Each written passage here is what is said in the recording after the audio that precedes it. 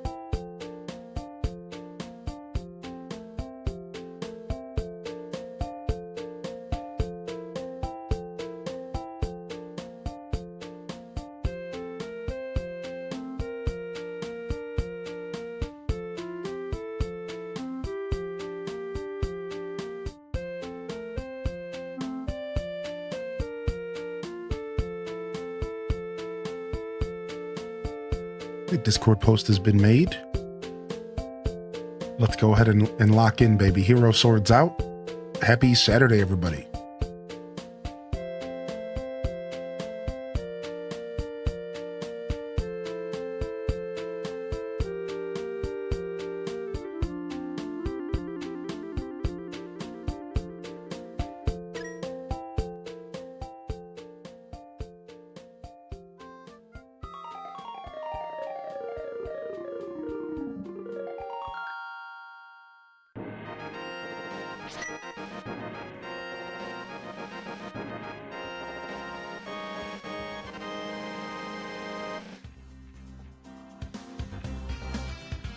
Okay.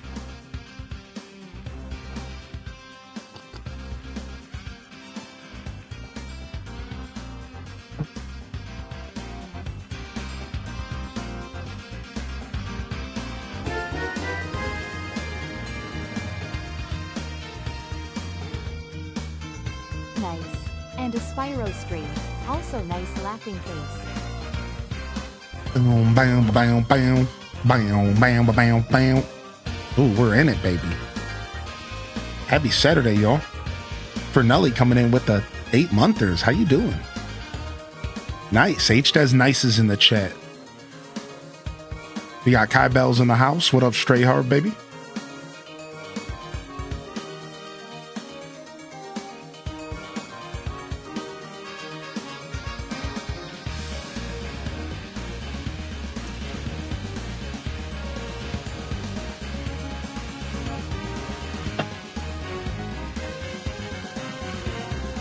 What up, Kaiski? Good to see you today. Emmy Love. Good morning, Armazale. Good morning, JD. Happy Saturday, Kaiski again. Nick82, welcome back. E-Talker, welcome back. Lynn Love, good to see you today. Abyss Sans. I see Tracy in the house. Red Museum. Good morning, Spidey Billy. Alto Girls in the building.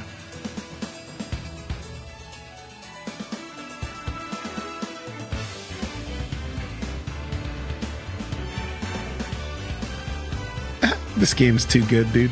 Happy Saturday, y'all. We're doing some Spyro on a Saturday. And we're just about to wrap up game number 1. We're just about to wrap up game number 1.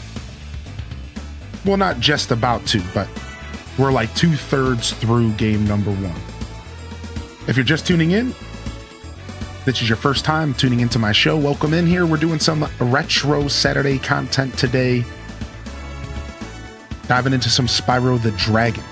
And we started this playthrough during our 7-year... Let's turn that down a little bit. We started this playthrough during our 7-year celebration here last week. 2 weeks ago. We celebrated 7 years of streaming. And this was a game that we played during the night that was something that really stuck with me. One of my favorite playthroughs on the channel. Back then we did an 100% playthrough of every game. So like... maxed out. I'm talking the 112s, the 106s, whatever. If you know about these games, you understand it goes over 100%. So we did everything, a true 100%. And this time we're back. It's been about 5 years and we're just diving into the game casually, not 100%ing it, just playing the games and having a blast. So welcome to my broadcast. I don't have a separate VOD for the last episode, but I'll try to get that released soon. Otherwise, I hope you all enjoyed the show. You could probably dig it up in the live VOD if you look hard enough. All right, let's go. Let's start warming up these fingers. It's been about 2 weeks, about a week and a half. What's up, Teresa? No Tomodachi Life then? I don't know. You might see that game again in the future, but not today. Not today. Not today. Good morning to you, Teresa. Welcome to the show. What up, Nandez? What does the word retro mean? I don't know. I don't know where the root of the word comes from or anything like that, but in this case, it just means old. That's about it. Just a synonym for old. What up, Amusing Ashley? Good morning. Mr. Guinness? Good to see you today as well. All right, so we are here in, I think it's the third or fourth world of Spyro 1. And we have a couple levels left out here to do. Let's go see the Atlas real quick. Isn't there an Atlas guidebook? Yes. So yeah, I think there's a couple more. In order to travel, I think we need more dragons. We are stuck. We need more dragons in order to travel. I believe 5 or 10 more. So let's go find the balloon and see what we need to do to travel.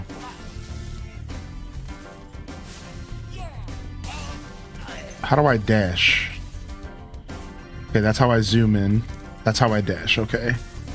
Jump, dash, jump, jump, slide, slide.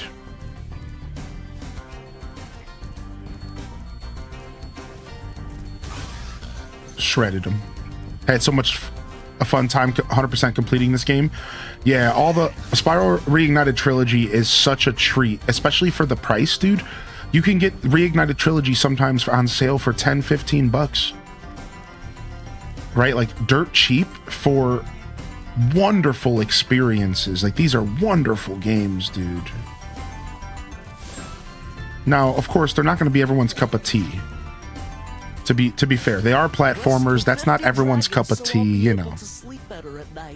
Give me just a second. I'll be right back. I'm just gonna hit my vocal ease real quick. Yo, good morning, Maharit. How are you? How are you doing today? How's Miguel? Hope they're doing well. Retro originates from the Latin prefix retro. I don't know how to say that kind of O, meaning backwards or behind. I need to rescue 50 dragons. All right, let's go all the way back to the artisans, and let's go back and hunt down some dragons. Yo, what up, Jimmy baby? Good to see you, my dude. We need more cowbell. Good morning, Stratocaster, dude. How you been, man? How's your WoW Classic journey been? I let my sub lapse for a month, but I actually didn't cancel the subscription. I canceled it for a month. Like they let you do like a pause feature, because I do want to go back and get to level 70. I'm like 68, and you know, so I could just go around ganking people because I'm a rogue and that's just what I do for a living. But I did take a break. I haven't played in a couple weeks. I think my sub renews again like May 10th or something. All right, let's see what dragons we're missing. So we're missing 2 dragons here. 1 in the main world. 1 in Stone Hill. There might even be a whole level we're missing here, to be honest. Yeah, it looks like we're missing a whole level. Let's go poke around. I don't remember what's back in here.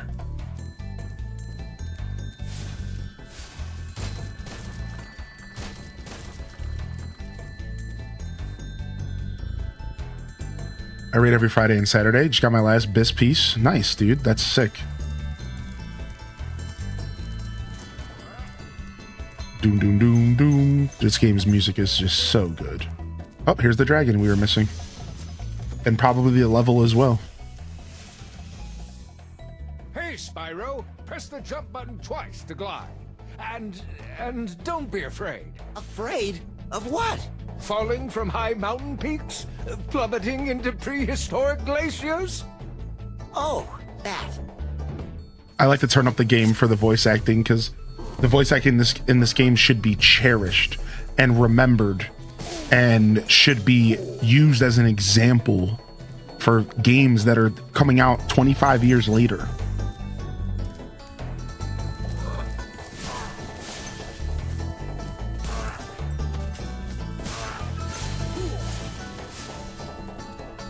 Doom doom doom doom boom boom bing boom boom boom. Love Tom Kenny. How are you today? I'm pretty good. Oh, here we go, Tom Square. This is the level we missed. Shall we? Let's go get some dragons. Let's go get some dragons.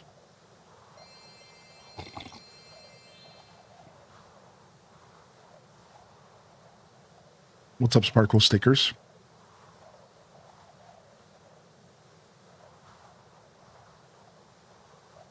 A game is considered retro when it's between 15 and 25 years old, with 20 being a common consensus. Sure, I think 20 is retro. But the truth is that with the way technology has been advancing so fast these past couple years, I actually think people are a little bit misinterpreting that. So I argue that retro is 10 or 15 years, and vintage is now like 20 years. And I say that jokingly, but like, if you think about it, 10 years ago is a lot different than 10 years ago was in like 2000. 10 years ago, like 90s to 2000 wasn't really that big of a deal. So it's like, okay, sure, it's like the same. But like 2010 to 2025 has been a massive leap. So I don't know. Either way, I think 20 for retro makes sense.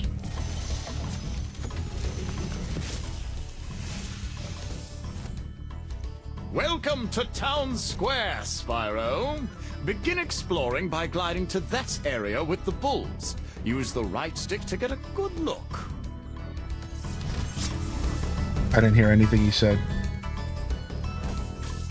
But that's okay. Yo, how you doing today, Autumn? I didn't hear a dang word he said, but that's all right.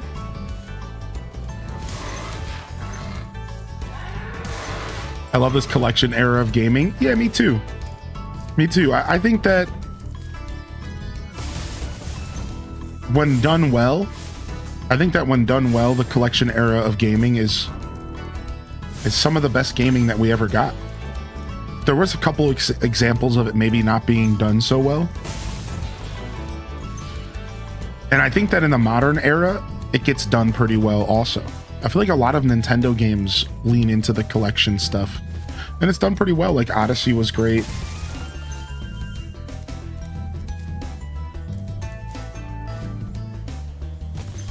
You know, Tears of the Kingdom has a lot of that going on. Breath of the Wild.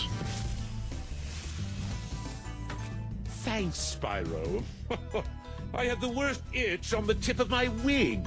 Did you know that you get your longest glides by pressing the jump button at the very top of your jump? Oh, thank you. Thank you, Chef. Yes, Chef. All I do in game is collect. Bam, bam, bam, bam. Na, na, na, na. Oh, I'm coming for you, buddy.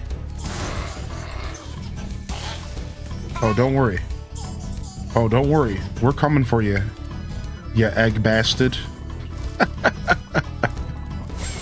Na na na na na. Na na na na na.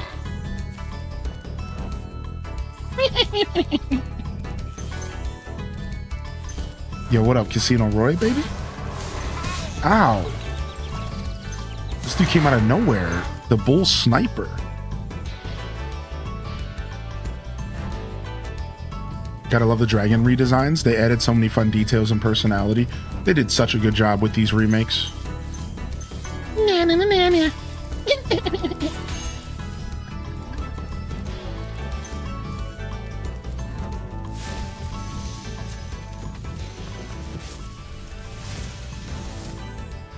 Spyro, did you see a man dressed in blue running around here? He's a thief, and he's stolen a dragon egg. You've got to track him down and get that egg! Run! Run! I'm getting a little winded. What a dope dragon. What a dope dragon.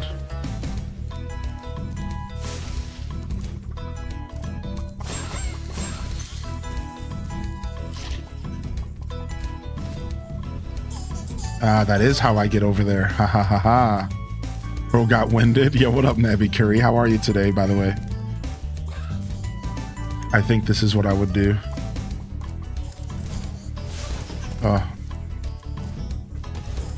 What up, fancy mom? Hey, good morning.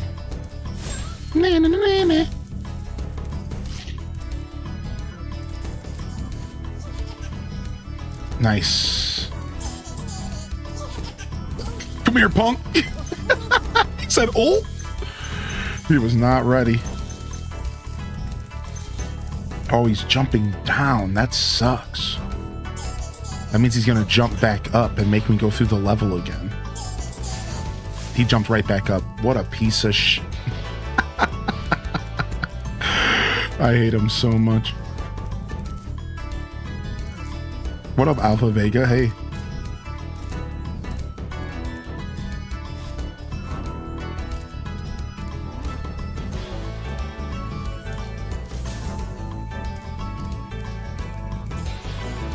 Man.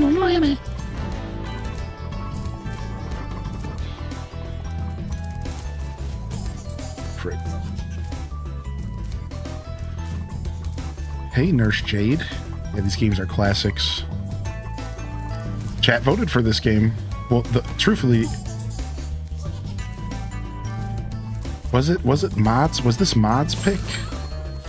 Can't remember. No, this was a chat's pick game. This was chat's pick game. Yeah. Chat voted for Spyro during that week. Chat has good taste. What's up, big doggo?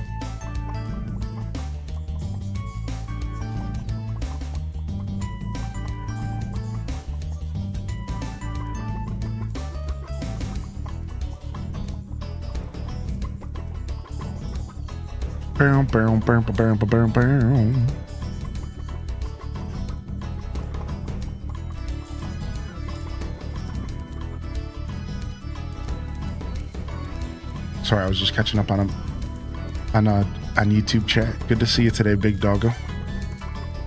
This jump's hard. Yeah, this jump's hard. It's hard to... I just haven't played it, in a while, but this is good practice for the rest of our playthrough today.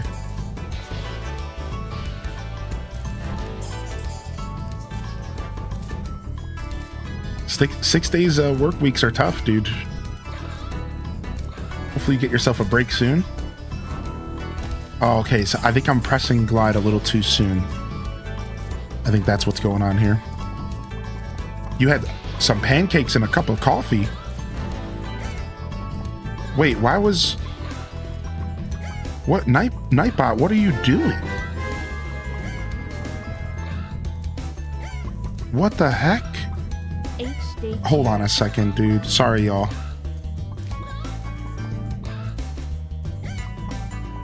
Hold on, I gotta go fix something. Nightbot just went on a tear.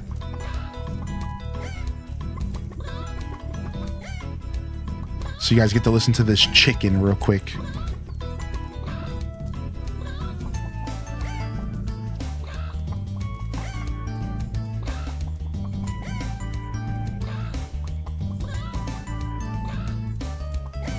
I set up some moderation stuff over on YouTube this morning, and it said that he was spamming. All he did was say he had a cup of coffee and some pancakes, and it was like, stop spamming. Like, dude, he didn't do anything. he just said he had some breakfast, dog. What happened, dude?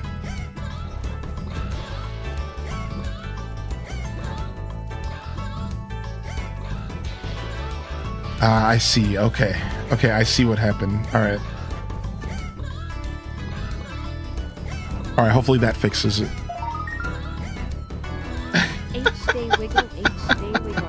All right, enough of these chickens. Breakfast is not allowed. Chicken and waffles. Dude, I could go. Dude, chicken and waffles might be my favorite breakfast. And lunch and dinner. Yo, can we get some love in the chat? We got Marshmelly with the 61 wiggling. We got Lazy Stoneheart with the 55-month prime. Overused coming in with the 28-monther as well. Thank you, dudes. What's up? We got to get this jerk. Oh.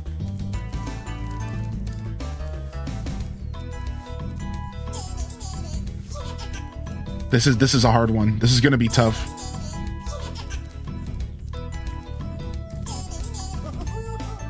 I have to get him in that one sequence. This is going to be tough.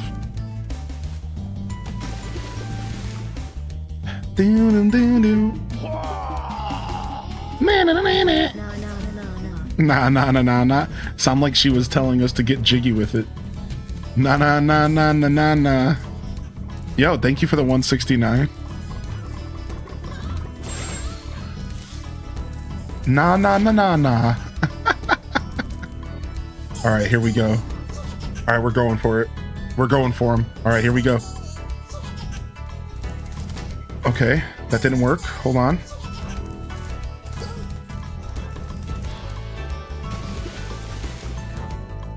All right, listen, I'm a little rusty. I'll be all right. Hold on. Let's try again.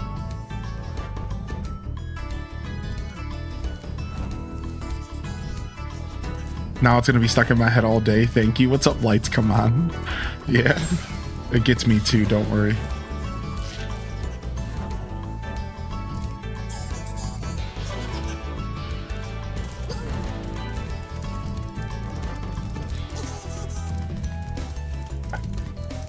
Oh, why didn't it let me shoot fire?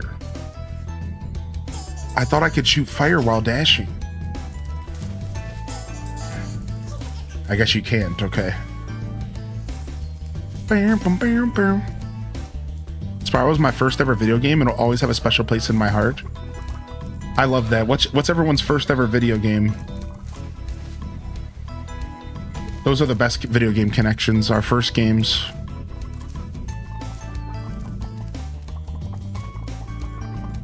It's Nightbot, so it likes dinner. That's funny.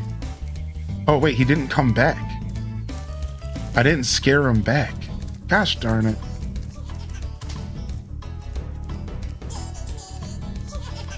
Whatever. I'm gonna go get this loot over here. And I'm gonna see if I can get to this dragon and I'm out of here. I'm not gonna screw this egg right now. We'll come back when we're warmed up if we feel like it. That's the difference between a 100% playthrough and a casual playthrough. That I have the luxury of saying you.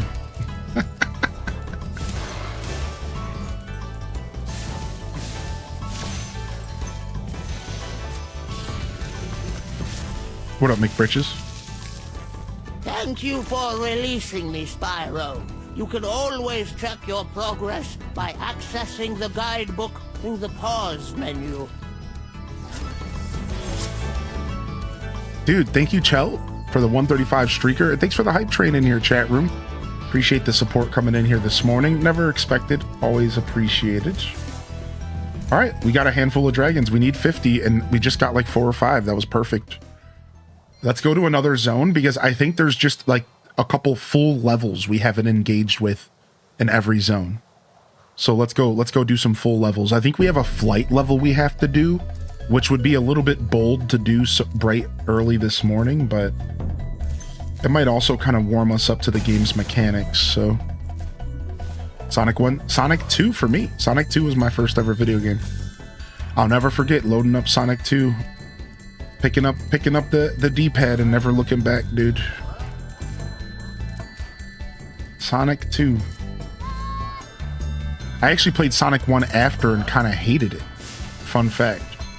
I kind of played Sonic 1 after the fact, and I'm not gonna lie, I kind of hated it because it was so crusty compared to Sonic 2. It felt so much more stiff and it felt so much more crusty compared to Sonic 2 that it took me years of growing up before I was able to go back and enjoy Sonic 1. I really I really did not like Sonic 1 that much. All right, we haven't done much in Peacekeepers world at all. Off to Peacekeepers we go. Eventually I came back to Sonic 1 and it was dope. I enjoyed it. I don't have your toy over here. I should have brought your toy in here, Midna. Sorry. I can give you some pets though, no worries.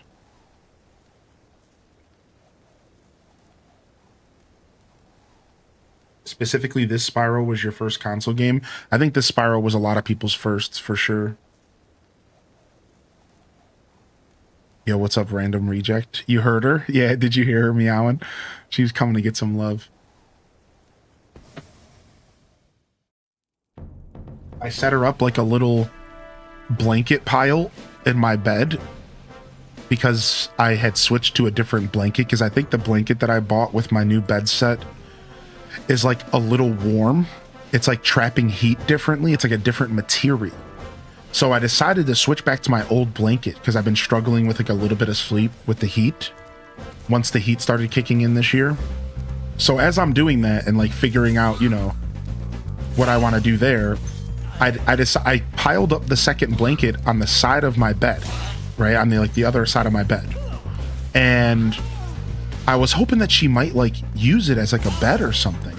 And sure as heck she did. She crawled into the nice little pile of blankets last night and she just went to sleep. So, and I actually prefer this because she doesn't have to sleep between my legs and she's still really warm, because again, those blankets, ow, bastard. Those blankets like trap a lot of heat. So she was warm all night and I didn't get overly warm all night, and it was like the perfect little arrangement. It made me super happy actually. So it was super cool for her to like, you love it when a plan works out. You love it when a plan just like works out like that.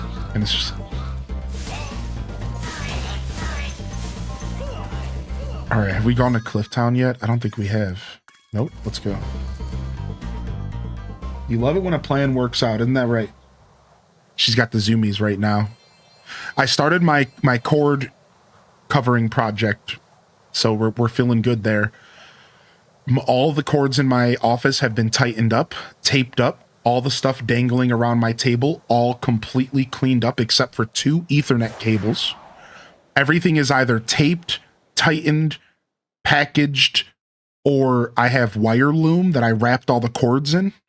Everything is, the only 2 cords that I haven't figured out what to do yet with is my Ethernet cables, which thankfully don't actually have electricity going through them. That's not how internet works. And I purposefully looked this up. So I still don't want her eating the Ethernet cables, but those are actually the least of my concerns, because internet transferring through Ethernet cables don't have electricity going through them. That's not what they're doing. So I'm like, okay, I'm in an okay like position, but I still need to figure out what to do with these Ethernet cables, because I can't really have those like dangling too hard. So we're not out of the woods yet, but that's it. 2 Ethernet cables. Oh, and then there's this massive outdoor extension cable. There's 2 extension cables that I need to like plaster them to the wall, like nail them, mount them to the wall. And I'm talking this thing, I got a thing here that's like a 200-foot cord rolled, like curled up on the floor here, like nice and like rolled up. It's like I got like 100 foot of cord sitting on the floor in like a big like circle.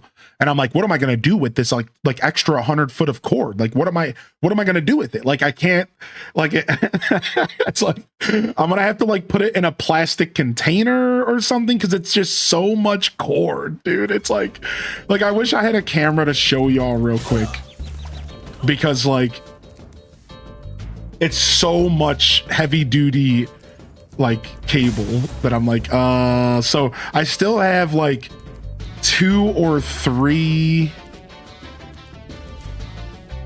I still have like 2 or 3 things I need to figure out. But I would say that, so like to actually go into it a little further, yo, thank you Gemini for 40 months. Yo, good morning Gemini. So like after the stream yesterday, I sat down and I like really thought about it, and I was like, you know, what do I actually have to like redo my whole office? Like, am I kind of like panicking? So I like sat and really thought about the problem, and the conclusion I came to is that, and this was with the help with chat a little bit, so I just want to say thanks to chat, and good morning Renee over on YouTube. So I realized like the truth is that she's not really showing signs of being a wire biter, a cord biter, as much as what she's really doing is she's trying to get my attention, and she's not being stimulated enough. And I was struggling to play with her because I just like, I'm not going to go into the details, but she like she's still very skittish. So it's hard. It's not like a dog. It's like, you can't play with her like a dog. Like that's hard to do because she's really skittish. So I was like struggling to like give her like the stimulation, and like, you know, I'm going to order a couple more toys and whatever. So, the conclusion I came to, though, the point that I'm trying to make is, the conclusion I came to is she is just trying to get my attention, and I just need to stimulate her a little bit better, get her some more toys, and I just need to, and I don't have to like completely redo my office to solve this. So after thinking about it for about an hour, I got like a really good battle plan set up, and like I said, 90% of the cords in my office are all taken care of already. And now I just have like 2 or 3 extension cables I need to figure out. And I have like 2 Ethernet cables I need to figure out. And I'm feeling pretty good. More than 28 months with the most amazing community heart.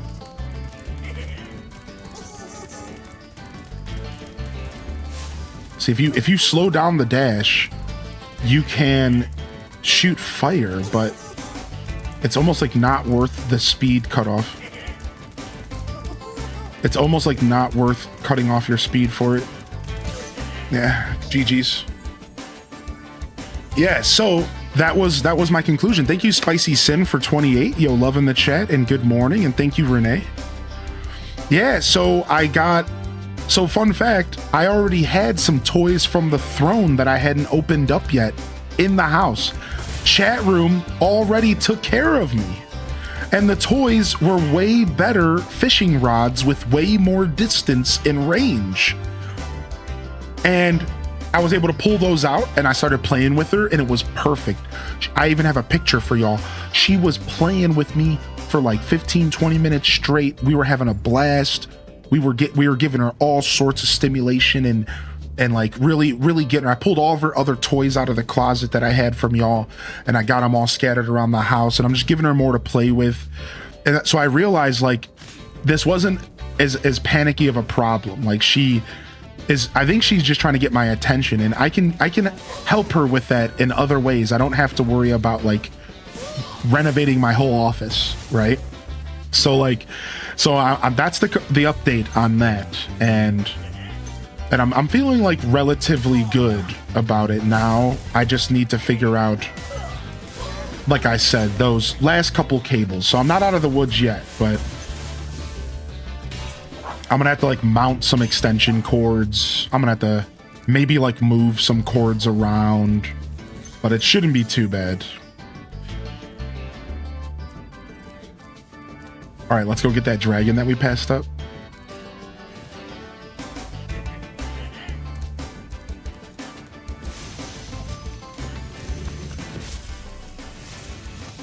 I love this version of Spyro. It's so How's good. a dragon supposed to flame metal armor anyway? Remember, Spyro, flame won't work on metal, but charging with your horns, that should do the trick. Thanks, dude. Thanks for the pro tip, homie. Honestly, Spyro 1 is like the whole game of Spyro 1 is like the perfect tutorial to the whole Spyro series. It really is. Like Spyro 1 feels like the perfect little demo tutorial, but in a full game form. It really does feel that good. And then you go into Spyro 2 and 3 and you have like all the basics down. They introduce some like new features, but like you're pretty good at that point. They have powered Ethernet cables too. Yeah, that's a thing, right?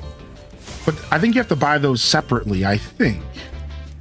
Either way, I'm still going to solve the Ethernet cable problem, but it had me a little less stressed out than the other cables because they weren't like plugged into my computer, like in that sense, you know? But it's probably still a problem.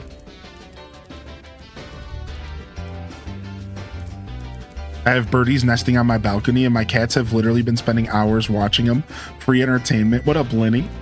What up, Potatoes of Death? Good morning, dude. Some cat shelves are definitely in my future. Dude, frick. My fingers are just not doing what they need to do this morning. We need more coffee. Uncool Saturdays. Oh, Cozy's going off to work today. Rip. Good morning, Nugs. Hey.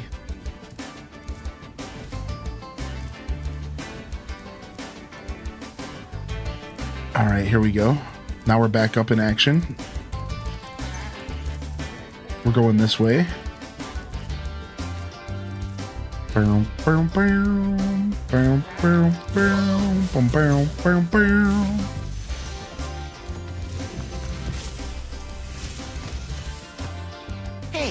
what's on the other side of that river? Why don't you glide there and find out? I do have some more coffee and I can go grab in a little bit. I got some more in the pot, but we're gonna wait.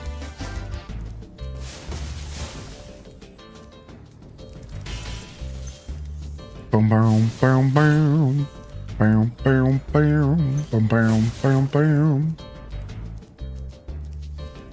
boom.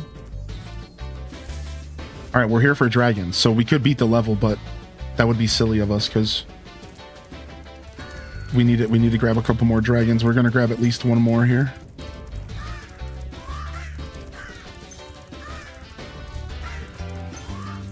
How do you like your coffee? Creamer. You've reached the highest point in Clifftown. You can get to almost anywhere from here. If I were you, I'd use that whirlwind over there. Okay. All dragons found. Let's get out of here. Let's go see what whirlwind they're talking about. Oh, hey. What? It didn't do anything. Oh, it just takes you back up here.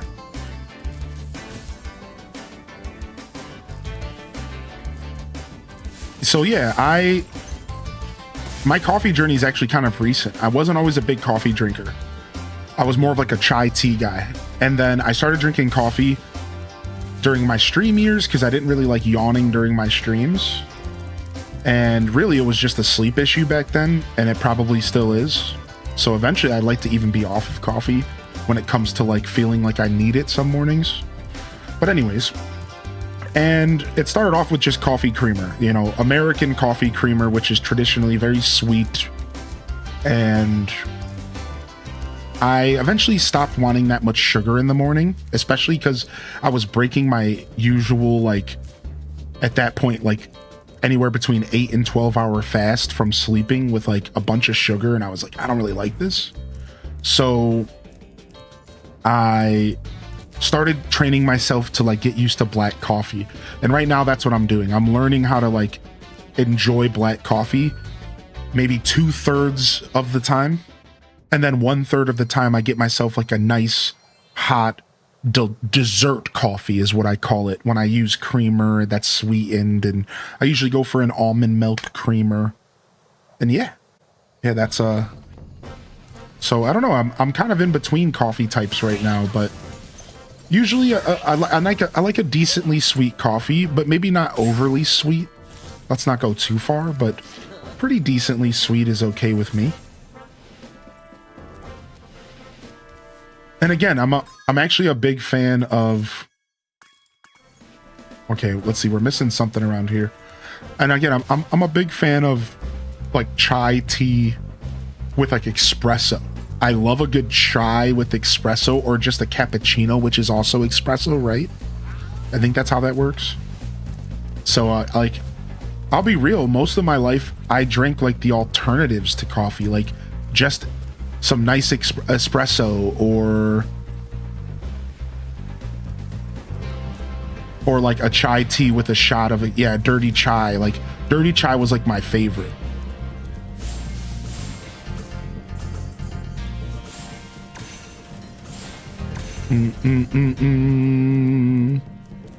Are you just partially completing levels? I'm not 100%ing any levels. I can tell you that much. If that answers your question. Yeah, we already did an 100% playthrough of this game back in 2021, and you can find all of my playthrough on YouTube. Actually, if you're interested, there's a whole playlist with one of my favorite playthroughs from my history of my channel, and we did a full, like, true 100% of the whole game.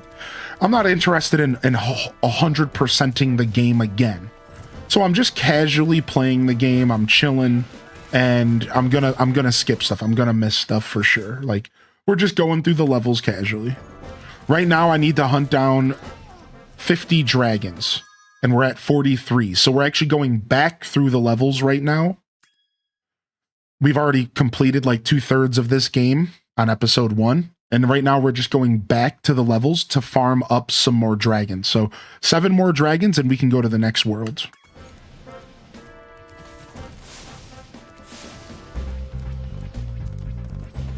Boom, boom, boom, boom, boom, boom, boom, boom, boom, boom, boom, boom, boom. And I'm looking for... There's one more level here that I think I'm missing. I'm missing the flight level here. I'd like to do it. I don't know where it is. I just saw that you missed some gems. Yeah. Ooh, ice cavern. Ooh. Yeah. Yo, good morning, Vanessa. I hope you're doing well. What's up, Malachi? I probably put most of my time into Enter the Dragonfly. Do you like Crash or Spyro more? I like Spyro more, but I like Crash a lot as well. Good question. Yeah, I like Spyro more, but I like Crash a lot as well. So my real Crash Bandicoot journey begun with Warped. Anybody else? So I played Spyro on PlayStation. I played Crash Bandicoot on PlayStation. I played Crash Bandicoot 2. I probably even played Crash 3 or whatever. In fact, I know I did. But back then, I wasn't really like a big fan, and I didn't own a PlayStation. So Crash was fleeting to me. Spyro was like the cooler game. And then I got Crash Bandicoot Warped as a game with my GameCube the year my father bought me a GameCube for Christmas. And I actually fell in love with Crash Bandicoot. Crash Bandicoot Warped was dope, dude. It was dope. A word of caution, little one. Wait until you grow big, like me, before charging those large enemies. Okay, dude. I won't. Thanks for the tip. I won't. Yeah, my 100% playthrough is on YouTube. You can find the whole playlist under the playlist section if you're looking for more Spyro action. And then this playthrough will be posted as well as just a more modern take on my Spyro playthrough.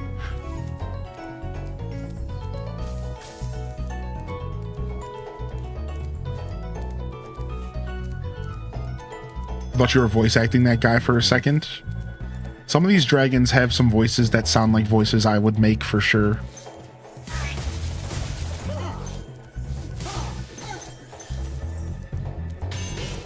Yeah, I've thought that a couple times actually. Boom, boom, boom. I hope you and the family are well. Chet, Vanessa, I hope you and the fam are doing well. Ow, hey. What's up, Brielle Basor? How you feeling today? Bell Buns in the house?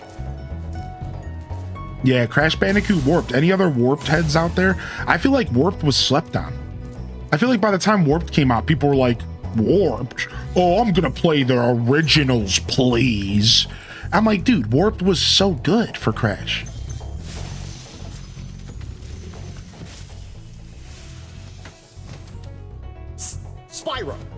big Gnorcs up ahead are wearing armor, and in the ice cave, armor can make their feet very slippery.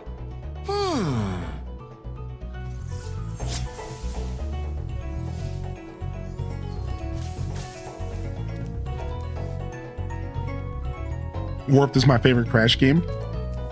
Hey, what's up? What's up, LPK? The colors, the music, the cutie characters in this game. Aw, good to see you. How are you, LPK? How's life been treating you, man? I want a remake of Crash Bash. That would be cool, actually. That would be pretty cool. What I really want to do is I would love to play... What I would love to do with all of you would be to play Crash Team Racing, but it's a big commitment, you know, like we would have to catch it on sale. What we need to do is we need a sale watch for Crash Team Racing, and we need to catch it on like a 2-week sale where we can get the game for like $20 on the Switch, because it doesn't have cross-platform. This is the problem. I don't think there's cross-platform. So we all have to own it on the same console. So we got to catch it on sale. And then it'll be easy for us to all play together. Right? Like we catch it on sale for like $15-20. And then we're cruising, because like we're not dealing with the lack of cross platform. Because I would love to play Crash Team Racing with y'all, but it's hard to like say, hey everybody, let's buy a $40 game so we can play it once. You know what I mean? Like, I don't know if I'm gonna play it a second time, and I don't want to put you guys in a position where you're buying a game on stream that you never play in your free time. I'm very conscious about that as a streamer, and I try not to do that to y'all. That's why we didn't play Sonic Crossworlds, because I didn't know if I was gonna play it more than once, and I didn't want to have us buying a $60 game for a one-time playthrough. Not just for me, like for all of you. You know what I mean? So it's like, is it 40? I think it's a $40 game normally. I think so, if I had to guess. Thanks for freeing me, Spyro. And now, where was I? Super old man dragon. Abe's Odyssey. We used to play the Crash and Spyro games as a family. We only had one console and a TV, so my sisters and I had to share. That's so cool, though. We didn't do a lot of family gaming. It was mostly me and my friends gaming together. So when I hear that kind of stuff, Vanessa, I'm not gonna lie, I get a little jealous. Anybody else? I kind of get a little jealous when I hear about families gaming together, because that was so far from like a normal thing in my life. Now, I did used to watch my dad play games, but again, we weren't gaming together. We were like watching him play Doom or Duke Nukem, or I would watch him play Castlevania or like Jet Moto. But we did game a little bit. Like, I will say, I'll give my dad credit. He tried to come down to my level. And I told this story before. One day my dad picked me up on a Friday, and he's like, hey, so you left your N64 over my house? And I was like, yeah, I knew I was coming back. And he's like, so I noticed you had this Mario Tennis game. And I'm like, okay. And he goes, well, let's just say I'm ready to kick your ass. And I'm like, what? And he's like, yeah, I think it's about time we kick your ass. And I'm like, what the? And then he challenged me to Mario Tennis on 64. Let me tell y'all, I wiped the floor with him. He thought he was good because he was beating the NPCs. It was such a bloodbath that I started lightening up on purpose to make him feel good, because I was like, all right, dude, you can't beat me. Like, I was a Mario Tennis freak back then. Mario Tennis 64 was one of my jams.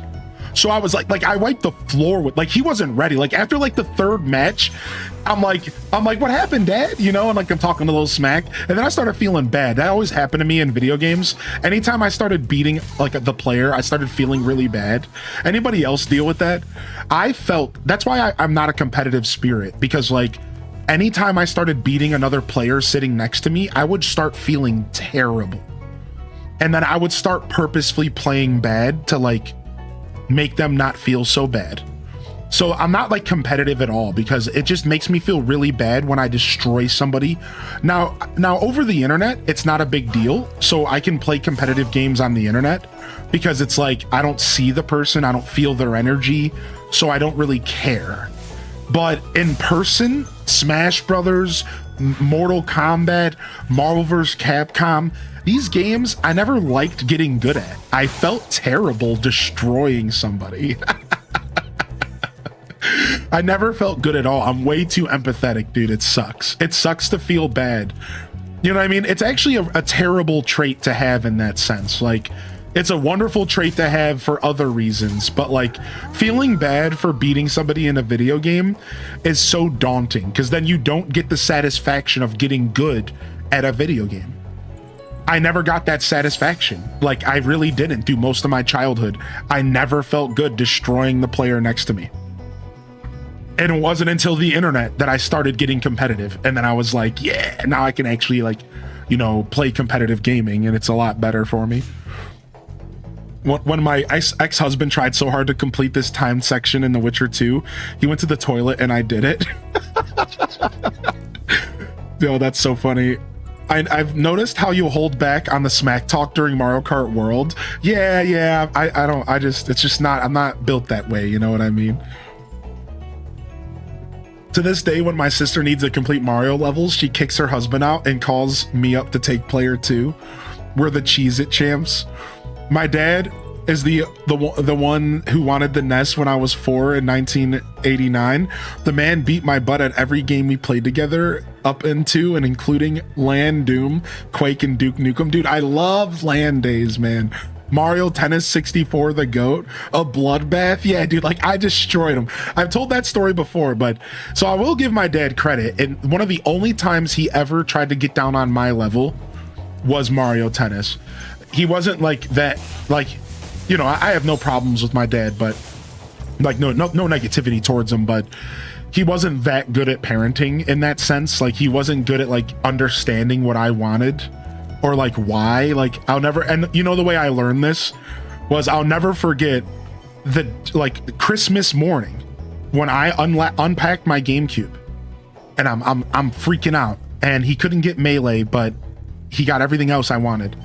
And they call me into the living room, and my stepsister, her husband, my dad, and my stepmom all sit me down like a weird intervention.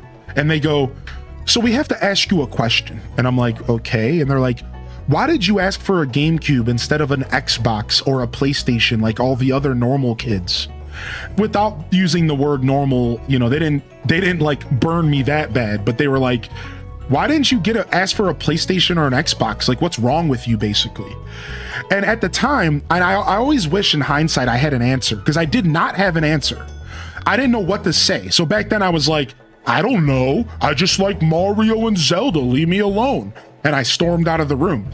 But I wish back then I could have articulated to them my love and passion for those games compared to the other stuff. But I didn't know what to say, so I like got scared and like just stormed out of the room. But I'll never forget that moment. That was the moment when I realized that my whole family had no fucking clue who I was. And that's a rough feeling for a kid, dude. That moment where you go, actually, everyone in my life has no idea who I am, do they? Do you not see me playing Pokemon every day? Do you not understand the things that I love? Like how are you even asking me that question, right? Like, what do you mean? Why did I not choose Xbox? Do you not like know, like, do you not understand who I am? Like, I was so taken back by that moment that I never tried connecting with my family again, because I was like, you guys, I'm an alien. I'm a freak, apparently. Like, I remember I was like so young and I was so taken back. I was like, I think 12 at the time, and I'm like, what? You guys understand? Like, what do you mean? Like, I was like, what?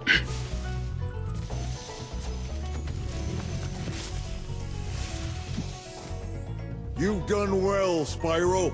Some dragons thought you weren't ready, but I knew they were wrong. I'm ready, all right. Ready for what? And the fun part about that was, to wrap up that story on a nice note, is that instead of going back into the room and like questioning myself, I went back into my room and I was like even more excited to play my GameCube. So in a weird way, it did kind of help like shape who I am, because instead of going in the room and going like, what did I make the wrong decision? Ooh, I went back into my room and I was like, I fucking love my decision. I was like, they just don't get it. They just don't understand. And I loaded up Mario Sunshine and I jammed. I was like, they just don't get it. I'm not even gonna try to tell them. Like, it wasn't until like later that I was like, had that moment where I was like, these people just don't get me. All right, nice. What are we up to? We're up to 47. Let's go to the magical terrace and let's get the last level there. We missed the level at Magic Crafters for sure. Storm's off to play Animal Crossing. That'll show them. That sounds like the Simpsons episode when Bart Simpson wants Bone Storm. Dude, I love that episode so much. Yeah. Yes. What up, Seeds? Good to see you today, homie. And Septius, good morning. What up, Weirdo of Kings, dude? Yeah, welcome to the show. Yeah, that was my angsty teenager moment of my childhood. I'm just not understood. Oh, also Crash Team Racing is only $14 on the eShop right now. Is this our chance? Is this our moment? Are we ready for a new karting game right this second? Thank you, chat. Thank you, Overjoyed.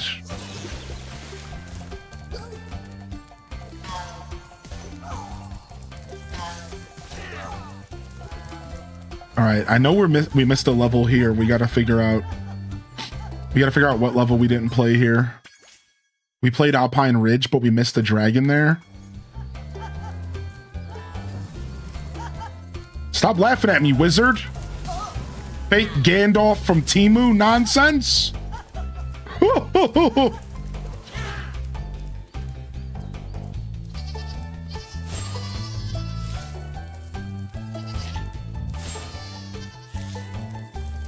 All right, we definitely went to the high caves.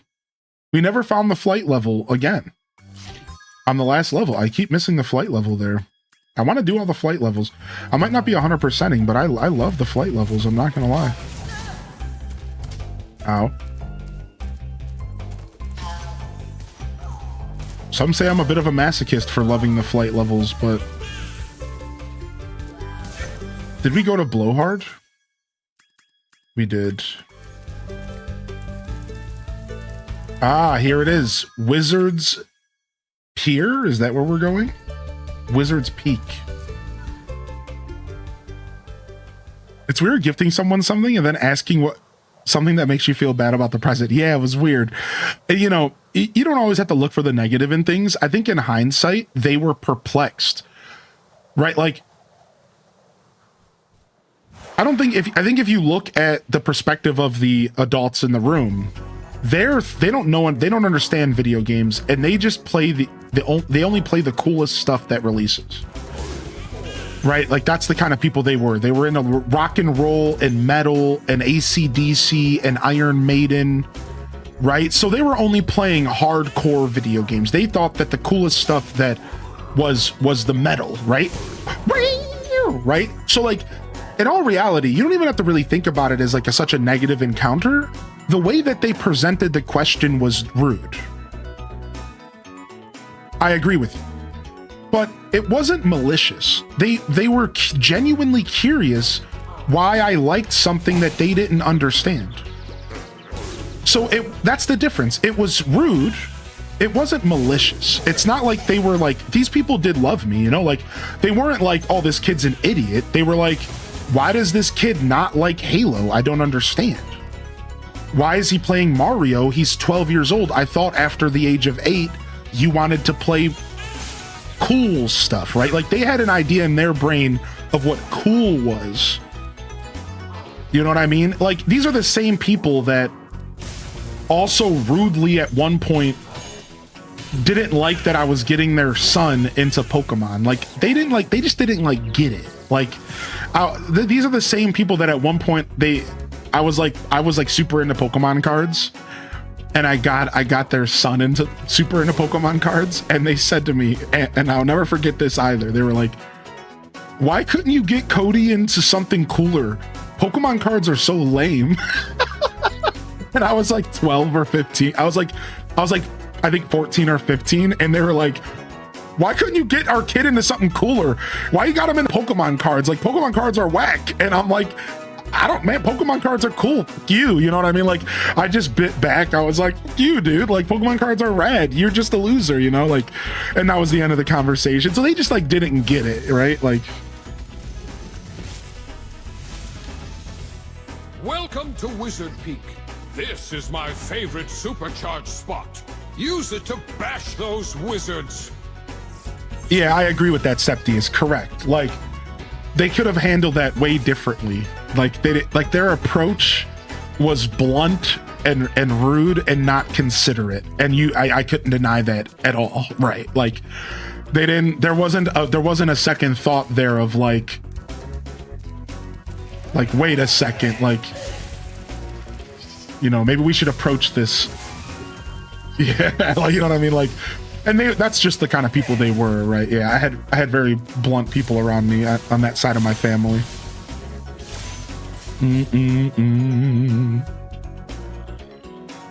Tell that to my almost $3,000 worth Dragonite card, MFR. Yeah, exactly. Yo, what's up, slacker named Jack? Good to see you, man. Well, Spyro and Crash and a few other PlayStation 1 games, but on PC, I love simulator games. Nice. Like, what kind of simulator games are you into, Shadows Benji? How you doing, Lights? Come on. Good morning, by the way. Sounds like something your mom would do. Yeah, like the just bad social skills, right? Exactly. Any SimCity 2000 lovers in the chat? Now we're talking. I have a Super Nintendo SimCity cart. I'm very proud of it. It was a gift from the chat room. I haven't loaded it up yet though. I really should. Wait, let me get my fairy. What happened? Thank you.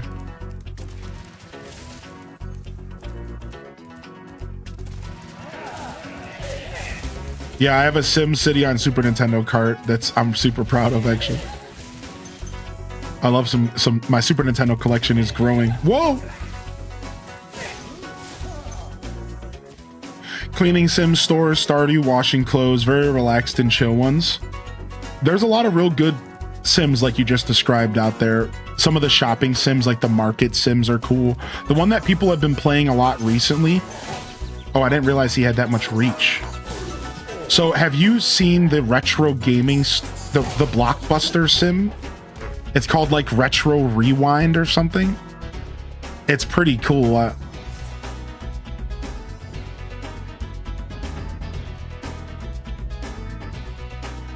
Yo, what's up, Twitch Thomas? How are you, buddy?